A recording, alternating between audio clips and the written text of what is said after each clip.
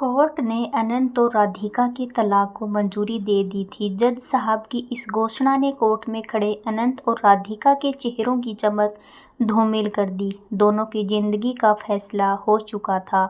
दोनों अब विवाह बंधन से मुक्त थे, लेकिन यह उनकी खुशी का कारण था या दुख का कहना मुश्किल था। उनके रिश्तेदार और एडवोकेट परेशान मुद्रा में विजय मुस्कान के साथ कोर्ट परिसर से बाहर आए।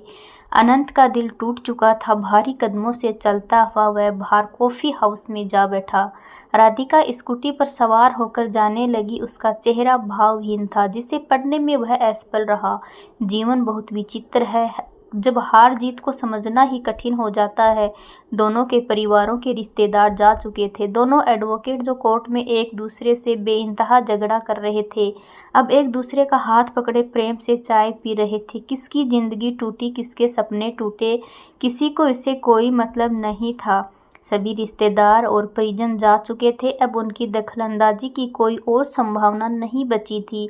राधिका अब उसके सामने से गुजर रही थी। एक नज़र उसने अनंत को देखा। शायद उसका आक्रोश अहम की दीवारें भावनाओं से ज़्यादा मजबूत थी। वह स्पीड बढ़ाकर निकल गई। उसका आक्रोश शायद उसकी स्कूटी पर निकल रहा था। तभी तेज कर्कश आवाज़ गूंजी और अनंत ने राधिका की स्कूटी को सामने से आ रही कार से टकराते हुए देखा। वह दौड़ पड़ा। राधिका सड़क पर बेहोश पड़ी थी। सिर से बहते खून को देखकर वह घबरा गया और फौरन उसे उठाकर ऑटो से अस्पताल की ओर दौड़ पड़ा। राधिका की आंखें मूंदी जा रही थी। अनंत का डर बढ़ता जा रहा था। अस्पताल में उसका इलाज शुरू हो गया, लेकिन उसे इस हालात में छोड़कर वह जाने को तैयार नहीं था। नियति के खेल भी कितने अजीब होते हैं। इंसान जब करीब हो तो दूर हो जाते हैं, और दूर रहने पर मोहर लग जाए तो नज़दीक आना सहयोग बन जाता है। ज़्यादा दुखद पहलू तो यह था कि एक्सीडेंट की खबर उसके भाई भाभी को मिल चुकी थी, लेकिन अभी तक दोनों नहीं आए थे। खून के रिश्ते अक्सर विपरीत अनुभव देते हैं। राधिका के माता पिता तो थे नहीं, बस भाई भाभी थे। भाभी कम नहीं थे। दूसरे राधिका के बड़े जीजा भी कुछ ज़्यादा ही समझदार थे। हकीकत यह थी कि पीहर में उन दोनों की ही चलती थी, जिनकी सोच में भावना से ज़्यादा जोड़ तोड़ के कारनामे छुपे होते हैं। राधिका को होश आ गया था। वह समझ भाव से बोली, आप यहाँ क्यों? मुझे यहाँ नहीं होना चाहिए था। दुखी स्वर में अनंत बोला, आप जीत गए हो, मैं हार गई। इस शादी से मुक्त हो गए आप। एक चरित्रहीन महिला के साथ यहाँ आपको और समय बर्बाद नहीं करना चाहिए। अनंत, राधिका प्लीज पहले अपने आप को देखो। मैं क्रिमिनल, नालायक, दहेज का लोभी, तुम्हें टॉर्चर करने वाला। अब तो मुक्त हो गई मुझसे। स्वतंत्र रहो, जैसा मन करे खुशियों को महसूस करना। अब राधिका ने कोई जवाब नहीं दिया। कुछ समय ऐसे ही चुप्पी में निकल गया। फिर धीरे धीरे स्वर में बोली, पैर का ऑपरेशन नहीं करवाया ना आपने? नहीं, अब दर्द महसूस नहीं होता मुझे। अनंत स्वर में बोला, क्यों? मैंने कसम दिलाई थी अपनी, वह तो मान लेते। मुझे ऑपरेशन से भी बड़ा काम करना था। राधिका, आप क्या समझोगे? अपने लिए भी जीना सीखो, सबका ख्याल रखते हो, लेकिन खुद का। उदास राधिका ने वाक्य अधूरा छोड़ दिया। नहीं, अगर ख्याल रखता तो तुम्हें यूं ना होता। एक हारा हुआ इंसान हूँ मैं। ऐसा नहीं कहते अनंत, शायद मेरी नियति ही ऐसी थी। माहौल बहुत गंभीर हो गया था। अनंत राधिका की आंखों में आए आंसू को पोंछ रहा था। सुनो, आप मुझे वह कोर्ट डिग्री वाले 6 लाख रुपए मत देना। अरे नहीं, वह तो मैं जरूर चुकाऊंगा तुम्हें, चाहे खुद को बेचना ही क्यों ना पड़े। अनंत दृढ़ स्वर में बोला, प्लीज अनंत, मुझे नहीं लेने पैसे। क्यों, अब क्या हुआ? कोर्ट में तो तुम्हारा वकील मुझे असक्षम साबित करने पर तुला था, तुम्हारा ख्याल करने में नाकाबिल। अनंत के स्वर में आक्रोश भर रहा था। मुझे अब आत्मनिर्भर बनना है। कोई रखरखाव, कोई जिम्मेदारी किसी और की नहीं। राधिका गंभीर हो गई। नहीं राधिका, तुम पैसे ले लेना। मैं नहीं चाहता तुम अब दर दर की ठोकरें खाओ। भैया भाभी के आगे हाथ फैलाओ। राधिका का चेहरा मुरझा गया। अनंत ने उसकी दुखती रग पर हाथ रख दिया था। कितना भी दिखावा करे, लेकिन हकीकत यही थी। उसकी आंखों में अश्रुधारा बहने लगी। तभी डॉक्टर चेकअप के लिए आ गए। अनंत उनसे राधिका की हालात जानने को बेकरार था। डॉक्टर ने मीठी झाड़ देते हुए कहा, मिस्टर अपनी वाइफ का ख्याल रखो, बच गई आज वरना। अनंत को समझ नहीं आ रहा था कि वह क्या बोले। पिछले 2 साल से दोनों अलग रह रहे थे। तलाक की पहल राधिका की ओर से हुई थी। इसमें उसकी भाभी और जीजा की मुख्य भूमिका थी। उनकी सोच अनंत से कभी मेल नहीं खाई। सच तो यह था कि वह आज भी उसे दिल से चाहता था। तलाक को रोकने के लिए उसने कई बार प्रयास भी किया, लेकिन बातचीत या संपर्क स्थापित ही नहीं हो पाया। कोर्ट में भी दोनों बोलने को हुए, लेकिन भाभी दीवार की तरह हमेशा बीच में खड़ी मिली। डॉक्टर जा चुके थे।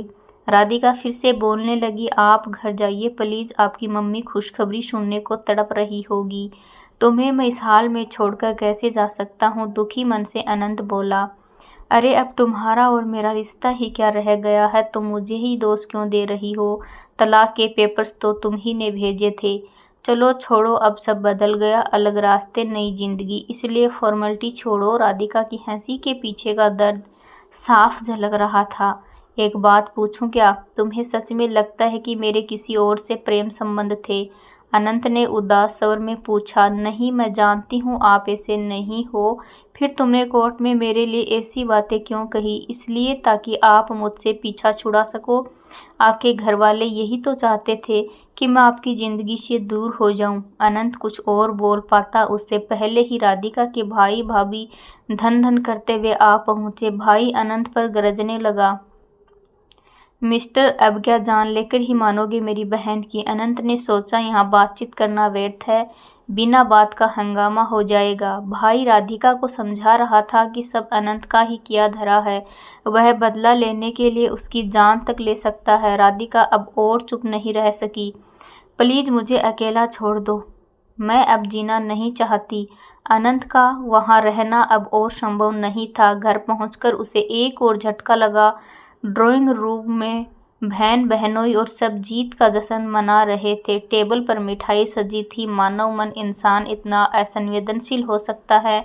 व्यथित मन से वह अभी भी अपनी जीत हार को समझने में लगा था। रात को 9 बज रहे थे। बिस्तर पर पड़ा अनंत करवट बदल रहा था। उसे आजीवन का कड़वा सच महसूस हो रहा था। रिश्ते की इमेज तब समझ आती है जब सब कुछ नष्ट हो जाता है। राधिका 2 साल पहले घर छोड़कर जा चुकी थी, पर एक उम्मीद थी कि वह वापस जरूर आएगी। लेकिन आज कोर्ट की मोहर ने वह उम्मीद भी खत्म कर दी थी। उसकी आंखें नम हो गई। अलमारी में आज भी राधिका की कुछ साड़ियां, कपड़े अनंत ने सहेज कर रखे थे। राधिका का अक्ष अब मन से हटने को तैयार नहीं था। भले ही वह कड़वा बोलती थी, लेकिन उसकी हर जरूरत को बिना कहे समय से पहले समझ लेना उसकी खूबी थी। नींद कोसों दूर थी। उसे बीते 5 वर्षों का घटनाक्रम याद आने लगा। बिना माँ बाप की राधिका का रिश्ता आते ही घर में भूचाल आया था, लेकिन उसकी फोटो ने आनंद का दिल जीत लिया था। सुंदर, सुशील, सीधी छवि को अनंत ने आंखों में पढ़ लिया था। जब उसे देखने गया तब गंभीर मुद्रा की तरह बैठी राधिका की आंखों ने बहुत कुछ बयां कर दिया था। उसमें अन्य लड़कियों जैसा उमंग और जोश नजर नहीं आया था। उसका एक कथन, आपके जीवन में मुझसे कभी कोई शिकायत नहीं मिलेगी, ने अनंत का दिल जीत लिया था। इस पंक्ति ने ही शादी का फैसला कर दिया था। ससुराल में राधिका ने अपने कर्तव्य को पूरी तरह निभाया, लेकिन शायद परिस्थितियों के साथ वह समायोजन नहीं कर पाई। ससुराल वालों को वह बिल्कुल अच्छी नहीं लगती थी। फिर जब छोटी बहू अमीर घर से आ गई तो राधिका का जीवन और कठिन हो गया। अनंत के पास कोई स्थायी रोजगार नहीं था, जबकि छोटा भाई बैंक मैनेजर बन चुका था। छोटे भाई की बड़ी आमदनी ने बड़े भाई को बड़े से छोटा बना दिया और राधिका को और ज्यादा महत्वहीन। वह टूटती चली गई। 3 साल ऐसे ही किटकिट में बीत गए और एक दिन अनंत की अनुपस्थिति में उसके भाई और जीजा उसे पीहर छोड़ आए। अब बात मान सम्मान और हम में फंस गई। जिन्हें अपने जीवन का फैसला करना था, वह अन्य लोगों के अभियान में उलझ कर रह गए। अनंत ने पहल भी की थी, लेकिन समर्थ नहीं होकर उसने भी घुटने टेक दिए। राधिका भी शायद इतनी निराश हो चुकी थी कि अब ससुराल में से कोई उम्मीद की किरण नहीं दिख रही थी। अचानक मोबाइल की घंटी बजी। स्क्रीन पर राधिका का नाम डिस्प्ले हुआ। अनंत ने झट से कॉल रिसीव किया। राधिका भारी आवाज में बोल रही थी, भैया ने बहुत गलत कहा आपके लिए, उनकी तरफ से मैं माफ़ी मांगती हूँ। छोड़ो यह सब, कैसी तबीयत है, कौन है तुम्हारे पास अस्पताल में? अनंत ने पूछा। कोई नहीं, अकेली हूँ। खाना खाया या नहीं? नहीं, इच्छा नहीं खाने की। हद करती हो, रुको मैं आता हूँ। अरे नहीं, आप परेशान ना हो, पागल हो, रात में तबीयत बिगड़ गई तो कुछ नहीं बिगड़ेगा। अनंत, मौत मेरे नसीब में नहीं। प्लीज राधिका, ऐसी बात मत करो, मैं अभी भी तुमसे बहुत प्यार करता हूँ। अनंत ने एक पल भी देरी किए बिना अस्पताल का रुख किया। थोड़ी देर में वह राधिका के सामने था। होटल से उसने खाना भी पैक करवा लिया था। राधिका के चेहरे पर चमक साफ दिख रही थी। मुझे पता था आप जरूर आओगे। लो खाना खाओ पहले। कैसा हाल बना लिया है तुमने अपना? हालात आपकी ज़्यादा ख़राब है। दवाई नहीं लेते आप? अरे दवा वगैरह सब लेता हूँ, पैसे भी हैं, अब 4 लाख जमा कर लिए हैं, वह तुम ले लेना। राधिका उसे निहार रही थी। भारतीय पति पत्नी का संबंध सदैव प्रचारित किस्म का होता है। जरूरत के समय वह ज्यादा प्रकट साबित होता है। राधिका हाथ धोना चाहती थी। अनंत ने उसे सहारा देकर उठाया और वॉशरूम की ओर ले जाने लगा। कुछ देर बाद दोनों खाना खाने लगे। मनपसंद सब्जियां देखकर राधिका पूछ बैठी, आपको अब भी याद है मुझे क्या पसंद है? क्यों, तुम्हें क्या लगता है कि मैं तुम्हें भूल सकता हूँ? अनंत ने भावपूर्ण स्वर में पूछा। दोनों खाना खाने लगे। अनंत ने उसे सहारा दे रखा था। सहारा शारीरिक, मानसिक और आत्मिक, जिसकी जरूरत प्राय सभी को रहती है। कुछ पल के बाद अनंत बोला, राधिका मेरी एक बात मानोगी क्या? राधिका के स्वर में उम्मीद की झलक महसूस हो रही थी। वापस चलो तुम, मुझे तुम्हारी जरूरत है। उसके मुंह से शब्द उच्चारित नहीं हो रहे थे। उसका सिर अनंत के सीने से सट गया। अनंत ने उसको बाहों में भर लिया। पूर्व में हुई गलतियों को दोनों ने समय रहते सुधार लिया था। तो दोस्तों, आपको यह कहानी कैसी लगी कमेंट बॉक्स में अपनी राय जरूर दीजिएगा। अगर कहानी अच्छी लगे तो वीडियो को लाइक से सब्सक्राइब करना ना भूलें।